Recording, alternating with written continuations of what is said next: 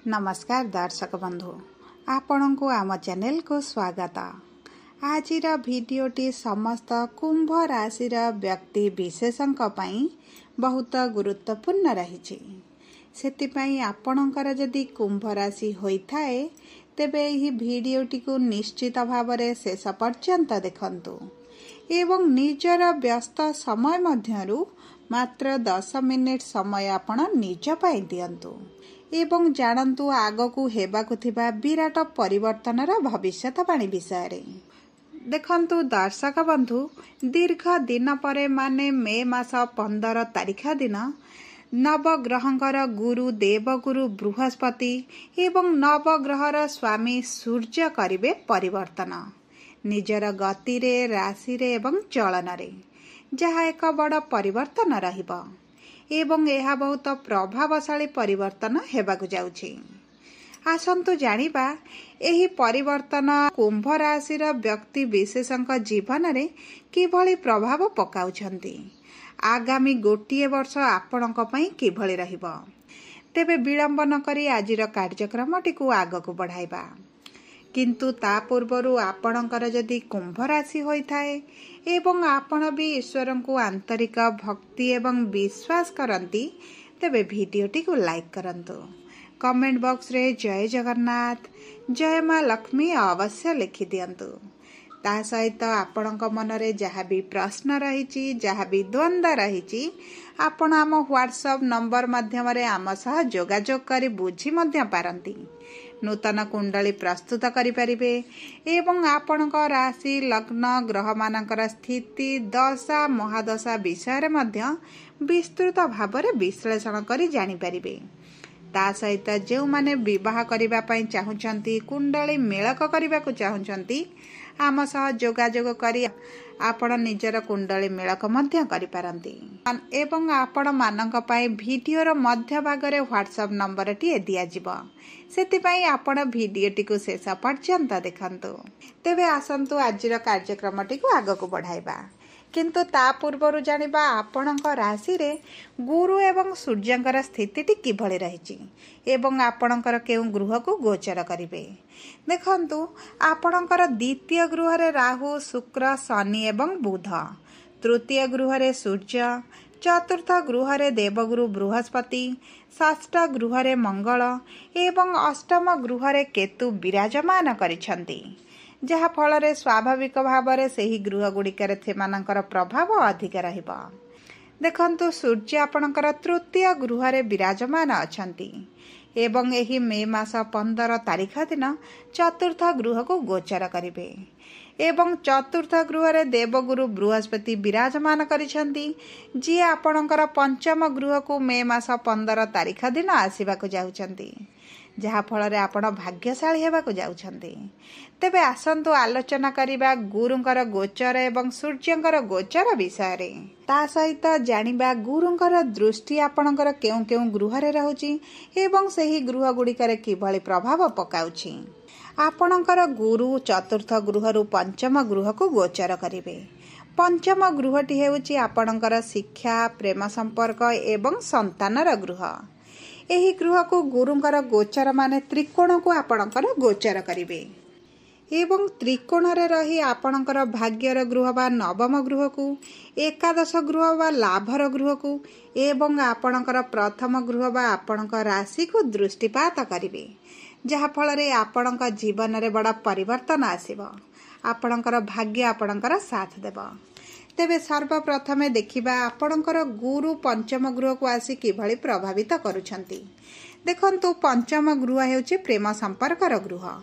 जदि आपणक प्रेम संपर्क रे पूर्वरु समस्या थिला, आपणक संपर्क रे दूरताटी बढ़ी जाइतिला, ताहा गुरुंकर आगमन क्षणी आपणक संपर्क रे जेउ दूरताटी अछि परिवर्तन होइजिबो, निकटतरता बढ़िबो, मधुरता बढ़िबो, विशेष भाव रे आपणक संपर्क रे मान सम्मान वृद्धि पाइबो, बुझामणार वृद्धि घटिबो। सबु परे जो माने विद्यार्थी अछंती विद्यार्थी मानक पई एही आगामी गोटिए वर्ष बहुत भल रहिछि। एही समय मध्य रे आपण शिक्षा संबंधित जहाँ भी निष्पत्ति नियंती आपणको शुभ फल प्राप्ति हेबो। आपण जदि कॉम्पिटिटिव एग्जाम दियंती, इंटरव्यू दियंती, एंट्रांस दियंती, सेतिरे मध्ये आपण फलप्रद हेबे। देखंतु जो वैवाहिक दंपति माने संतान प्राप्ति को नहीं बहुत चेष्टा पर विफलतार सामना करुथिले, निराशता को सामना करुथिले एवं बहुत गुड़िए बाधा विघ्न निंदा अपवाद दे गति करुथिले, सही व्यक्ति मानक पई मे मास 15 तारिख पर बहुत भल समय आसुची। आपणकर संतानर गृह को गुरुंकर आगमन सहित गुरुंकर दृष्टि आपणकर भाग्यर गृह रे रहउची, जहा फल भाग्य आपणक संतान प्राप्ति पई बहुत अधिक सहयोग करिबो। देखंतु आपण कर्म सठिक रखंतु, डाक्तरक सह परामर्श करंतु, आपणकु एही गोटिए वर्ष मध्य संतान प्राप्ति निश्चित भाव रे होइजिबो। जो नवविवाहित दंपति संतान प्राप्ति पे प्लानिंग करने को चाहूँगी, तेबे आपणक पई बहुत भल समय रही। एही समय रे आपण संतान प्राप्ति पे चेष्टा करंतु। देखंतु एही बळी सुजोग जीवन रे बारंबार आसे नाही। एही महापरिवर्तन आपणक जीवन रे दीर्घ 72 वर्ष पर आसुची। आपणक पई बहुत भल समय रही। सबु पर देखिबा सूर्यंकर गोचर आपणकर केंद्र को हेउची बा द्वितीय गृह को हेउची, जहा फल आपणकर द्वितीय गृह बा सुख भोग विलास रे वृद्धि घटिबो। आपणक मां सहित संपर्कटी मजबूत हेबो। मां सहित जो आपणकर दूरताटी बढ़ी जाइछि ताहा कमि जिवो। आपणक मां ठारू आपण साहाय्य सहयोग सहानुभूति एवं आपण सबु स्तर रे मां ठारू साहाय्य पाइबे। जदि आपणक मां को स्वास्थ्य रे किछि समस्या अछि, एही मे मास 15 तारिख पर आपणक मां को स्वास्थ्य रे बड़ परिवर्तन आसीबो।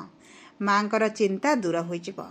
विशेष भाव में आपणकर मांकर आपण को नहीं जो चिंता रही ताहा कमे जिवो। एबे आसंतु देखिबा गुरुंकर पंचम दृष्टि विषय रे।